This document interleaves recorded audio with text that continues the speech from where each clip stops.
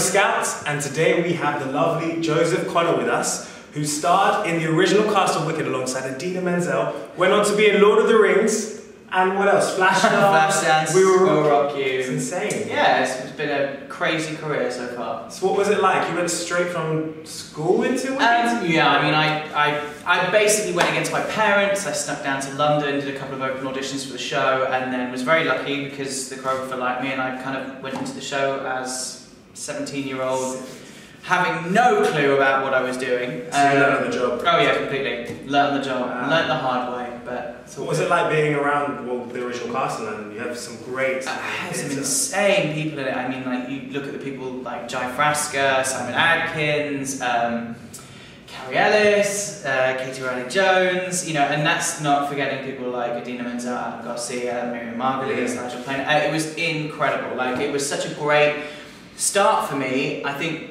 even now, I've only just realised now how lucky I was to work with such incredibly talented and in the know people. Mm-hmm. You know, there's some very incredibly talented people out there that may, you know, only do a couple of things now and then in the music theatre world, but these people have been around for so long and still do come in and do West End gigs, etc. and stuff. So it's so nice to work with people that are current, but also have been here for such a long time as well. So yeah, it was a great experience for me. Obviously they're the top pros, but what was it like with them actually working? Like, were they really friendly? Or was it backstage? I've never, do you know, it's so funny, I've never in my life ever been in a situation where I've worked in a company where I've worked in a company with a celebrity or someone who's well known in theatre and felt like that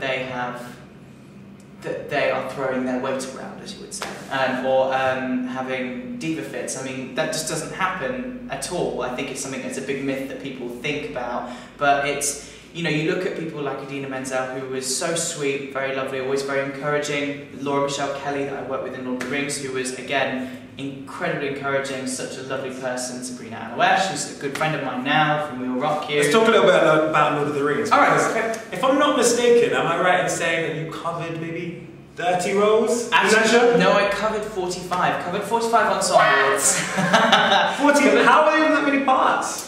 I think it was just a case of you were thrown on for it. I mean, that show, there was 53 members of the cast. Most of the cast members were male. I think we had 4 female ensemble and then 2 female leads. So wow. six in total, and then the rest of it was all male. And I pretty much covered everyone bar principals. I was eventually covered to Legolas, which is great. Sweet. Which is really fun. And yeah, I got to do that a couple of times, which was really nice and very different. That was my big way of swinging. Exactly, yeah, exactly. Lothlorien, great number to have. Such a great song as well. So, and again, it was a show that was so well written, so well staged, and we had such a great producer, Kevin Wallace, who really pushed us, you know, towards success, really. And it was a success. You know, it was unfortunate that it had to close, but it was a success in West End eyes. I mean, you know, doing a year in the West End as a show anyway, at this type of climate and this economy, it's you know, you make your success there. So it was great. It was a good show, really good show. I think it's great as well that you've gone from Wicked to Lord of the Rings to We Will Rock You to Flashdance. I don't think you could get any more different. It's so diverse. I mean, you look at, originally, you know, Flashdance is very, Wicked was very contemporary, and then you go to the other extreme, you look at Flashdance, which was all hip-hop commercial. Yeah. And I'll be honest with you, Keeps you on your toes. Yeah, I mean, I'll be honest with you, I'm not a hip-hop dancer at all. I never have been, never pretend to be, I'm not at all like that. However, I am a ballet dancer, that's where I trained at, but so contemporary kind of came quite easy, so Wicked was a great start for me. But We Will Rock You and Flashdance was, to a certain degree, We Will Rock You, but more Flashdance was very, very different for me. And that whole style of being very rigid and very, instead of being fluid, was very different, alien, that's it. And Flashdance was just a completely different universe. It's commercial dancing I've never done in my life. So it was all, again, learning on the job. But I think that's what happens when you are a swing or an understudy. You have to learn everything as you go along.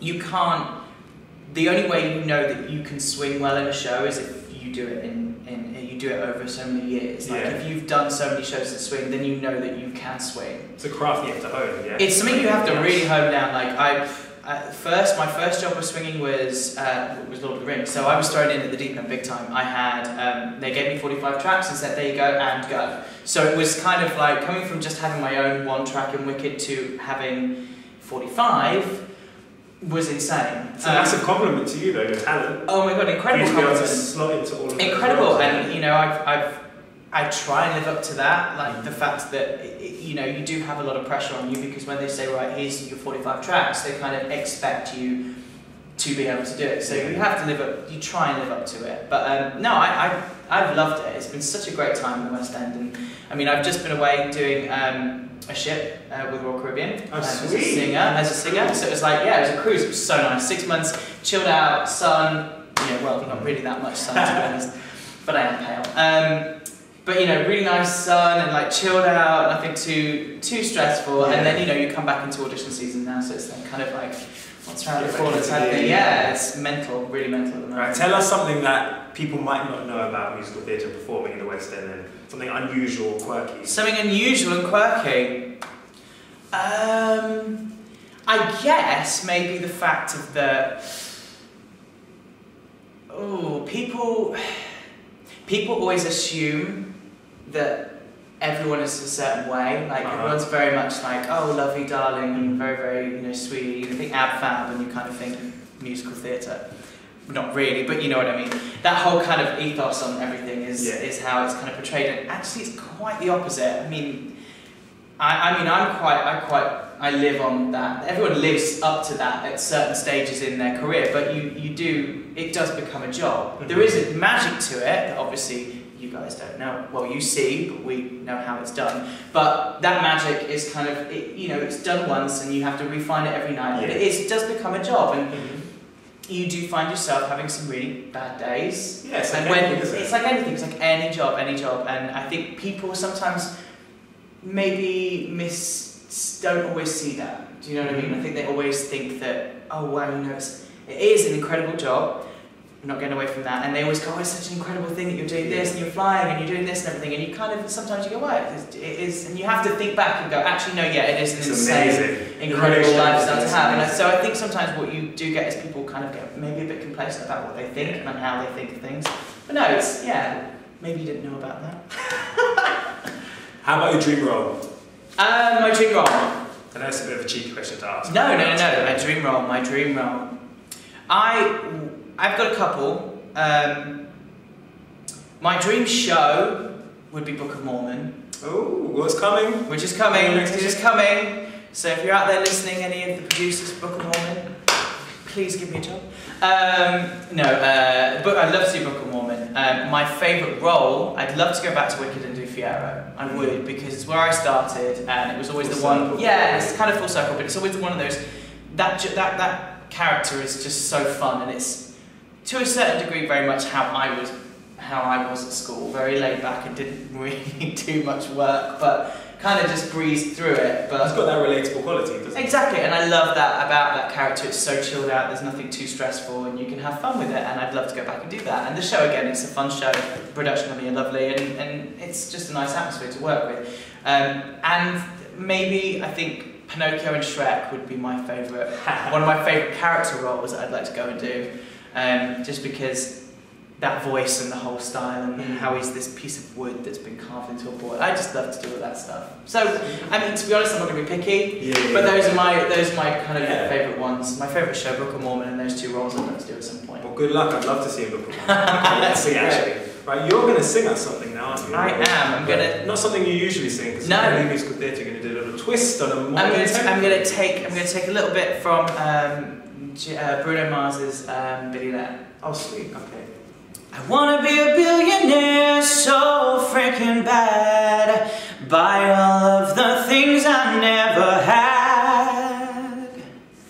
I wanna be on the cover of Forbes magazine, smiling next to Oprah and the Queen. 'Cause every time I close my eyes, I see my name in shining lights.